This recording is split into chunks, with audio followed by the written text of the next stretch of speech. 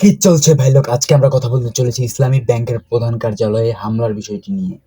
এই বিষয়টি বর্তমানে সোশ্যাল মিডিয়াতে প্রচুর ভাইরাল। আজকে আমি এই ঘটনার A to Z আপনাদেরকে বলবো এবং কিছু ভিডিও ফুটেজ দেখাবো।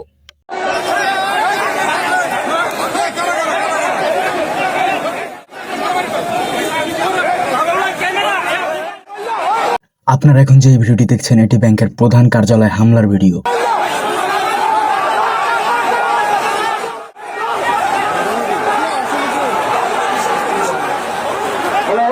আমরা দেখছি এবং আরো দেখব।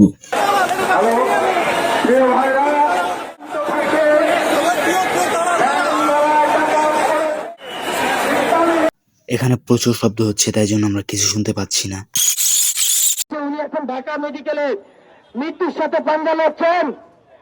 এই সমাবেশের মাধ্যমে দেশবাসীকে জানাতে চাই, আইনশৃঙ্খলাকে জানাতে চাই। আমরা শুনতে পেলাম যে একজন নাকি ঢাকা মেডিকেল কলেজে মৃত্যুর সঙ্গে পাঞ্জা লড়ছে।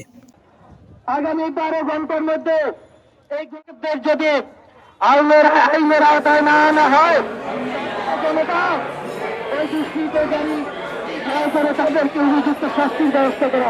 ইনি বলছেন যে আগামী 24 ঘন্টার মধ্যে যদি হামলাকারীদের আইনের আওতায় না আনা হয় তাহলে ছাত্রদের নিয়ে তারা শাস্তির ব্যবস্থা করবে। তো গাইস, এটাই ছিল ইসলামী ব্যাংকের প্রধান কার্যালয়ে হামলার ঘটনাটির সম্পূর্ণ আলোচনা। তো এরকম ভিডিও পেতে আমাদের চ্যানেলটিকে সাবস্ক্রাইব করে বেল আইকনটি বাজিয়ে দিন।